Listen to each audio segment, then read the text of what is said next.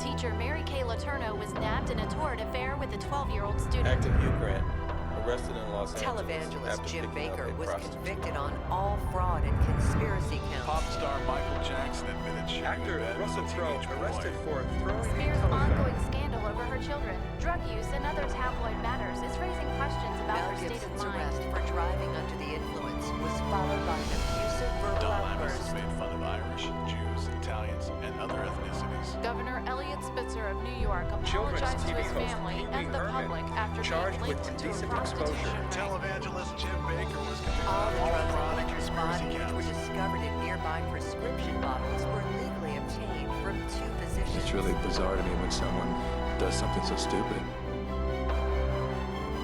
I don't get it. I don't get it. I don't get it. I don't get it.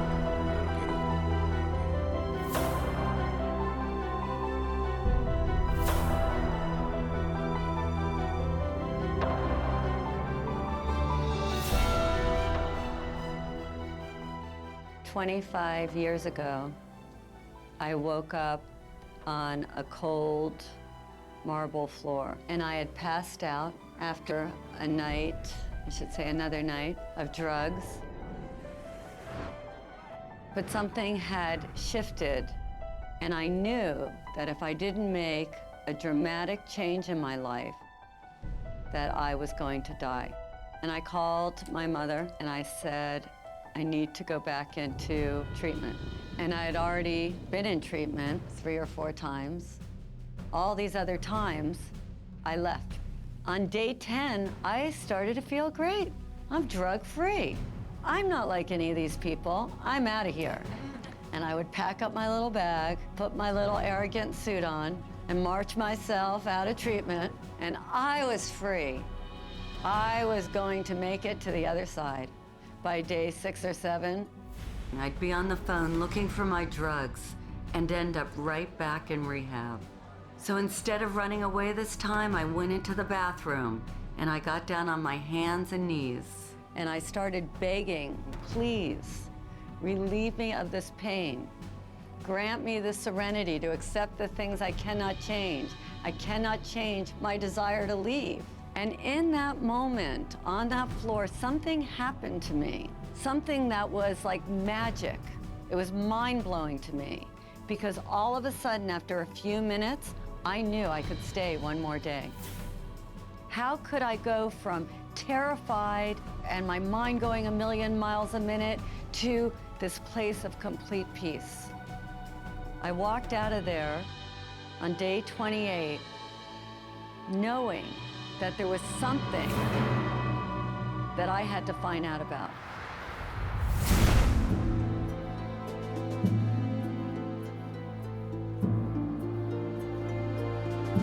The shadow is dark, it's secretive, it can be dangerous. Shadow is everything that we don't want other people to see. Things we hide, things that we lie about, not only to others, but to ourselves. And they are the sort of monsters that come out of the caves in the middle of the night. It is that dark, intrinsic side of us that each and every one of us tries to hide. Because we've been told from such an early age that these are not acceptable components of who we are. To have one aspect of the soul, you have to experience the other aspect of the soul to counterbalance it. Hello, darkness, my old friend. I come to talk to you again. Yeah, they were talking about the shadow. The only time you don't have a shadow is if you're standing in the darkness. The shadow shows up in so many ways. Writing bad checks, drinking too much, cheating on our tax returns, dipping into our expense account or the family trust, eating chocolate cake in the middle of the night after 3 days of dieting and depriving ourselves, screaming at our kids or verbally abusing our partners after being the nice guy at work all day, surfing the internet and visiting porn sites while our wife makes us dinner, cheating on our husband while he is hard at work trying to provide all the extra pleasures in life for our family, stealing our co-workers' ideas and claiming them as our own. The shadow is made up of the thoughts, emotions, and impulses that we find too painful, embarrassing, or distasteful to accept. So instead of dealing with them, we repress them. Right now, hundreds of millions of people are living in denial of their individual shadow. And all of us are being affected by the collective shadow in more ways than we can imagine. The collective shadow manifests as evil, as war, as terrorism, as social injustice, as radical inequities in our economic status. You know, right now we have 50% of the world living on less than $2 a day, 20% of the world living on less than $1 a day. We are totally in denial of the fact that this is also a manifestation of our collective shadow. Why? Because people in social institutions, financial institutions, political institutions, corporate institutions are in total denial of the shadow energy. They don't even understand it. Or even what we call evil in the world is the manifestation of our collective shadow, turned pathological, repressed, in rage, in denial. People who express self-righteous morality are usually the ones who have the darkest, deepest shadows. The shadow of the Catholic Church, which pronounces on homosexuality as evil and calls gays sinners, while hiding pedophiles in its own clergy. These are all expressions of the shadow. The entire trajectory of human history at this point is like the Titanic. It is headed for an iceberg. It is going in a direction that is unsustainable, and it is going in a direction that is unsurvivable. If not for us, then at least for our children or our grandchildren. And from an archetypal perspective, each and every one of us is the captain. And the temptation is, it's too painful. The temptation is to just distract ourselves. The temptation is to pretend it's not happening. Or the temptation is to go into cynicism. Or the temptation is to just go into anger and indulge that and not do anything. And each and every one of us are challenged at this point. Don't be the captain who just goes downstairs and goes to sleep. Everything that expands has got to contract. What goes up's got to come down. People are going to be confronted with their shadow all of a sudden. They've been living high, living wonderful. Everything's been exorbitantly exuding, and now suddenly there's going to be a contractive phase. And if you haven't met yourself, if you haven't done your self-work, if you haven't been on the inside and done some exploration and cleaned up, you know, cleaned your house and detoxed it, you're going to be in trouble.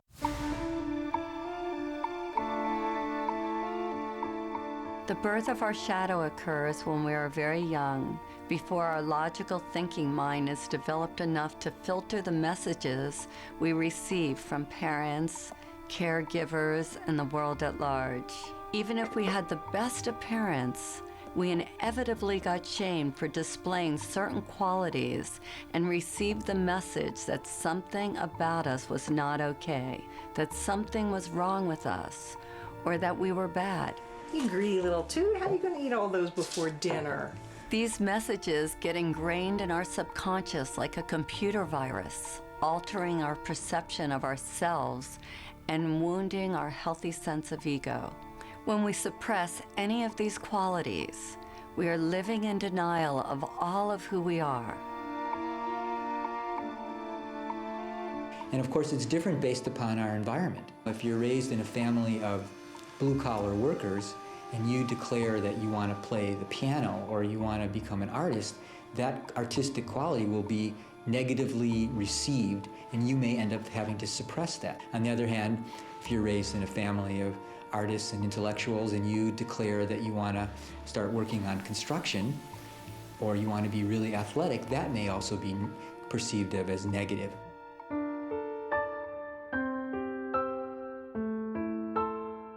We try with all our might to pretend that we are not that which we hate.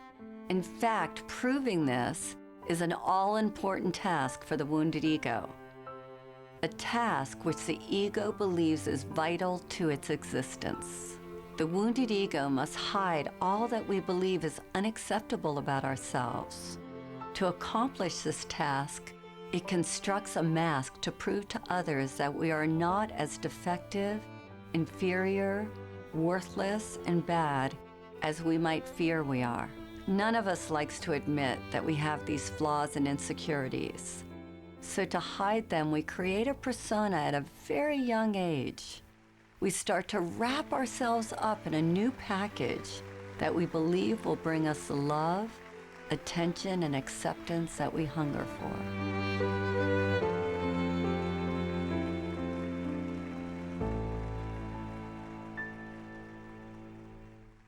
We create personas so that we can belong.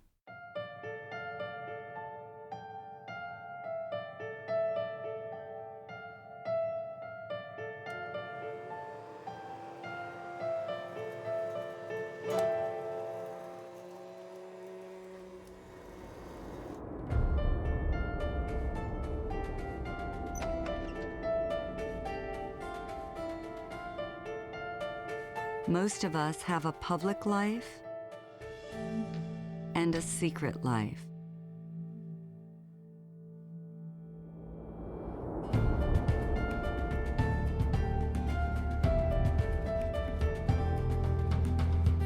We work hard to feel good about ourselves, and a moment later, we do something to sabotage those good feelings.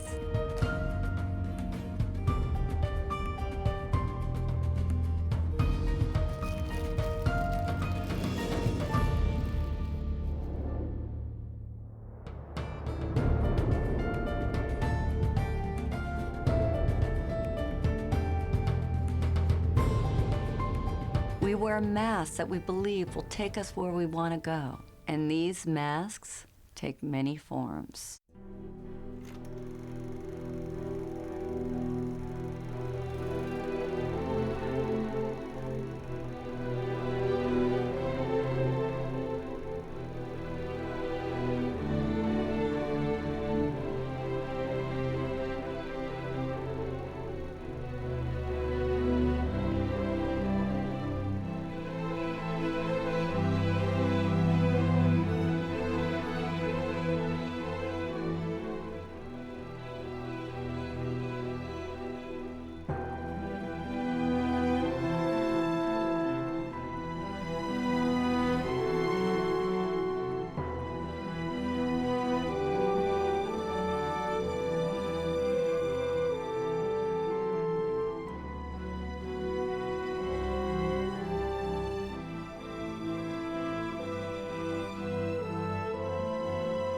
Which one do you wear?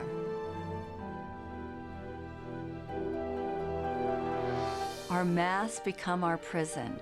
Beneath the mask that we show the world, our wounded egos are in pain. The parts of us that were deemed bad and wrong by others, and now by ourselves, are literally screaming to get out, to be set free, and to be accepted and loved as a valuable part of who we are. When we deny ourselves a safe outlet to express our dark side, it builds up and becomes a powerful force that is capable of destroying our lives as well as the lives of others. This is what I call the beach ball effect. So everything that we reject, we have to keep beneath our consciousness. We try to bury it, so to speak. You know how much energy it takes to put a beach ball underwater? You take your selfish self, you take your angry self, you take your too good self, your not good enough self. You take all of it, and it's like you have 40 beach balls you're trying to manage. And then what happens when you're holding that beach ball underwater? When you're young, you got lots of energy, so you can manage a lot of beach balls. But then, when you're not in the midst of possibility, when your defenses are down, when you have your attention on, do you ever get damaged merchandise delivered? Forwards in order to. We possess loser. Where are the other three fingers pointing? Back at you. Whatever we judge or condemn in another, and to debate with a Sufi wisdom, this is why. Science.